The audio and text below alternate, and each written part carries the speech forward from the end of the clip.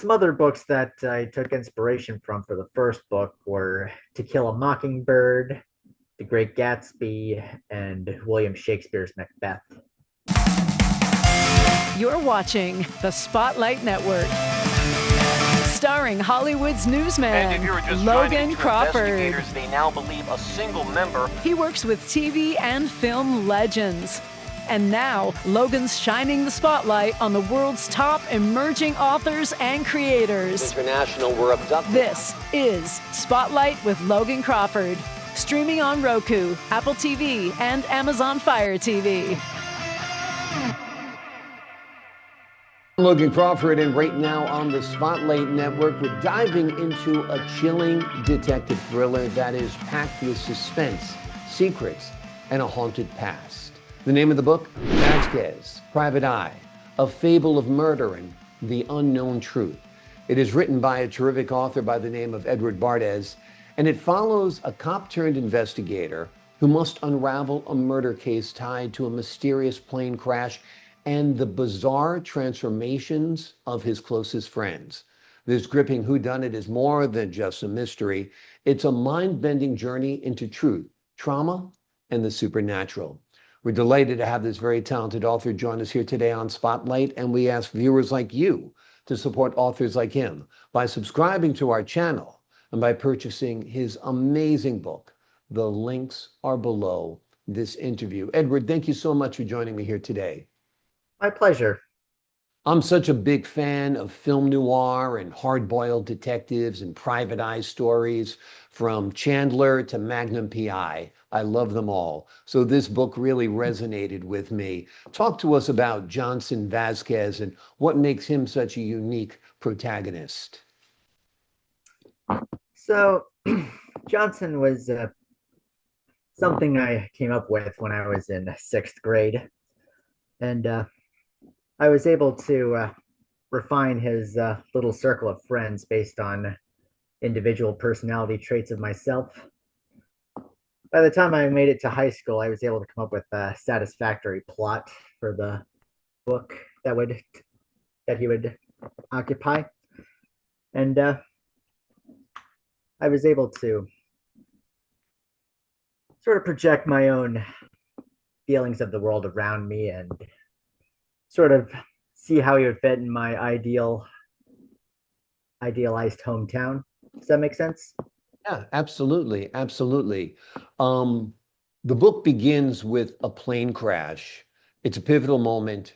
Tell us about that crash. It really drags us in and draws us in as a reader. So during my high school years, I started to look at airplane accidents and studying how they happen and how they're investigated. And studying those made me set my sights on traveling the world. So I figured that would be a good way to sort of encompass how studying airplane accidents have affected me as a person. Yeah, absolutely. Absolutely. Have you envisioned this as a film? As I mentioned, a bunch of TV shows and movies have inspired me with film noir. Have you envisioned Johnson Vasquez Private Eye as a movie or a TV series? I have had hopes of the book becoming adapted into a film. Mm-hmm. That'd be great. I think you've got great characters, great locations, great settings, great conflicts. I think it'd be a terrific movie. So Hollywood, if you're listening, here's a great book that's ready to go. Talk to us about Zelda Thompson and the role she plays in either challenging or complimenting Vasquez. So Zelda is one of Johnson's four closest friends, and she sort of functions as the moral compass of the group, sort of keeping others in line with their own morality, so to speak, and making sure they don't fall down a dark path, as it were. Yeah, absolutely. Absolutely. Speaking of dark paths, talk to us about the supernatural elements of this story. So while I was writing the book, I took a lot of inspiration from books that were assigned reading in my high school English classes. Mm-hmm. One of those books being The Strange Case of Dr. Jekyll and Mr. Hyde. Mhm. And that's sort of how Supernatural functions with the subplot of the character of Alex Andrews. Mhm. Yeah. Wonderful, wonderful. Well, you took inspiration from a classic and it paid off, but you made your own new, updated, inventive take on it, which I think is wonderful as well. Let's give the folks at home an overview of the story. Tell them a little bit of what it's about. So the book starts with Johnson and Zelda investigating a series of court cases that have ended with suspicious verdicts and investigating rumors that there might be a connection between them all. So another one of Johnson's friends, Richard Ralston, almost lost his brother in a murder attempt. And his brother, Patrick, would be testifying as a witness in an upcoming trial.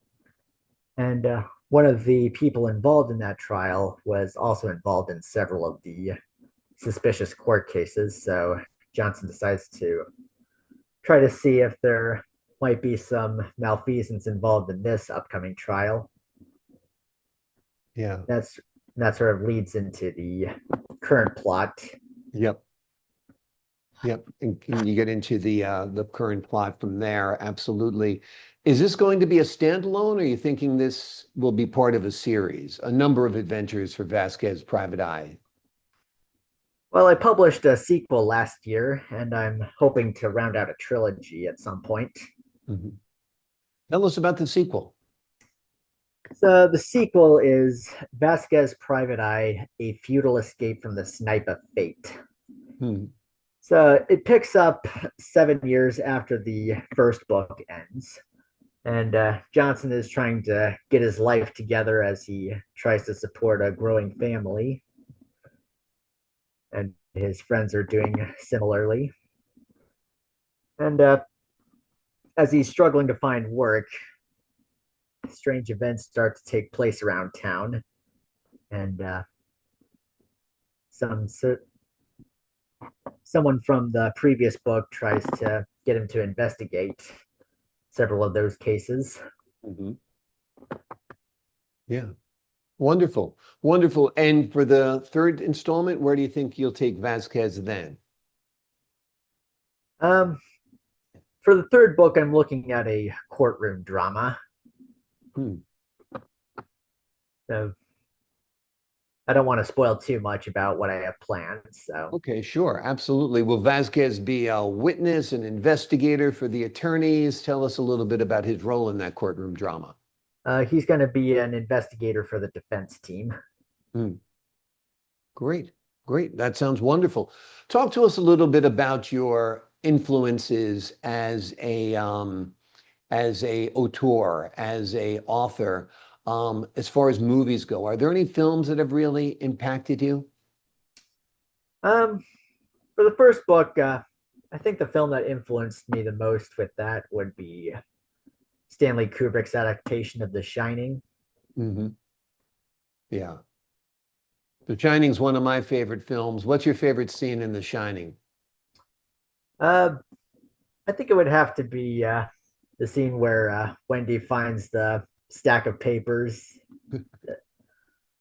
All And work and no play made Jack a dull boy, and she can't believe it. He's been screaming at her and making her stay in her place because you're distracting me.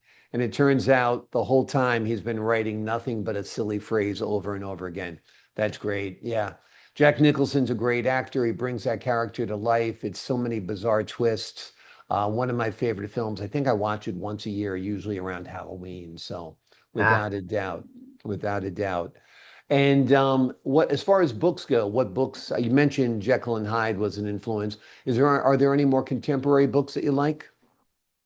so some other books that I took inspiration from for the first book were To Kill a Mockingbird, The Great Gatsby, and William Shakespeare's Macbeth. Yeah, wonderful, wonderful. Well, you've done a great job in taking this genre of the private eye, the hard-boiled detective, noir, whatever you want to call it, and making it your own. If you were going to cast Johnson Vasquez, what actor would you have play him? Um, I haven't really given much thought about that, but I would say someone who's in my own age group, Hmm. Gotcha, the gotcha. late 20s, early 30s. Sounds good. Well, if you get one an older actor, I'd be happy to play the role. That would be cool. Love to play Private Eye, without a doubt. Well, you've done a great job here on this book. The book is called Vasquez Private Eye, A Fable of Murder and the Unknown Truth. It follows a cop turned investigator who must unravel a murder case tied to a mysterious plane crash and the bizarre transformations of his closest friends. This is a gripping whodunit that is more than just a mystery. It's a mind-bending journey into truth, trauma, and the supernatural. If you love Magnum PI, if you love Raymond Chandler, if you love detective stories and hard-boiled detective stories, you'll love this book. It's great. It's an homage to the past, yet it is completely inventive and original with great new elements. Edward, thank you so much for joining me here today on Spotlight. My pleasure. Great speaking with you. I appreciate your insight, your wit, your wisdom, and your wonderful talent. To the folks at home, I'm Logan Crawford, thanking you for your time, this time until next time on Spotlight.